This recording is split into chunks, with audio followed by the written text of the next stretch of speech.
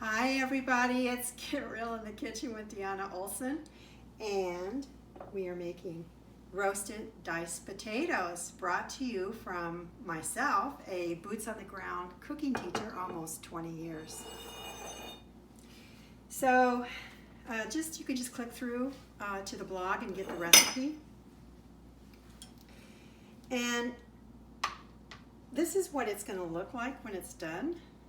And can you see that? Can you see how it's all brown and crispy? This little crispy side. Okay. So in order to dice, we're going to call this it's a rough chop. Dice, a large dice, rough chop potato. Anytime that you want to cut vegetables, think about how you're going to make your flat surface, and you'll get used to it once you get into that mindset. In this case, that's it. Now the potato won't roll around and it can be easily cut. And I just had already peeled a potato with a potato peeler. Did you get the potato peeler that I told you, in case yours was not quite as sharp, because they do lose their sharpness over many years. So I don't know if you had a chance to pick that up yet. So here's our potato, and if you do want to think about oftentimes, that you want to cut things uniformly in the same size chop and dice, and also when you combine different vegetables, so they cook evenly and uniformly. True, but let me show you what works. Because if you look at the books and if you look at cooking demos, they would talk about making it all perfect and chopping the sides off and working the potato until everything is just, you've got this almost like a brick to work with. Let me show you what really works. So let's pretend, and let's start over from the beginning. Let's just say, how fast is this? Boom. We have a potato that won't roll around.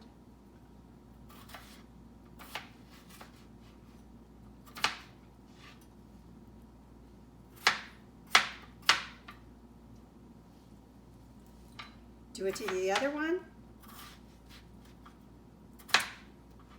Finish this half. Now that potato is chopped and is perfect for turning into this beautiful dish. Now in this case, we're using one potato, which will serve one or two. So in this case, instead of using the large storage bag, we can just use a baggie to make it so there's no mess.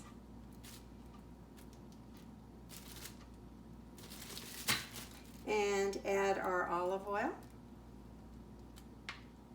garlic salt, and the garlic granules that you just find those in the spice section. And massage those around so they get incorporated. And I think this is just the best technique for any kind of this, trying to get everything absorbed and no mess. Because when you try to sprinkle stuff like that, it just doesn't get it where it needs to be. Now we're going to put it over in the baking pan, and I do like to use nonstick foil.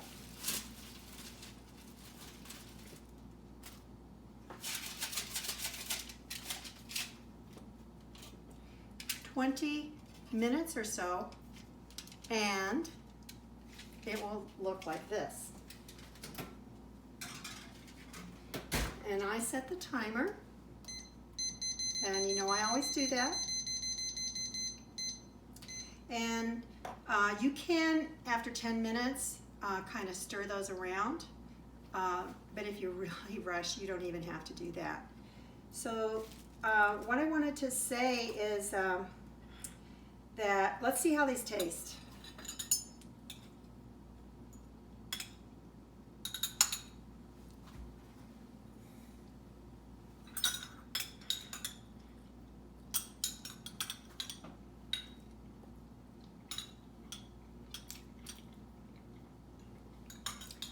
I think they're great.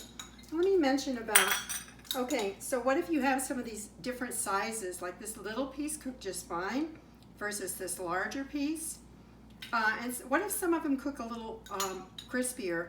That's fine. I like the ones that are crispier. Those are the ones I seek out. So you don't have to look for perfection in this situation.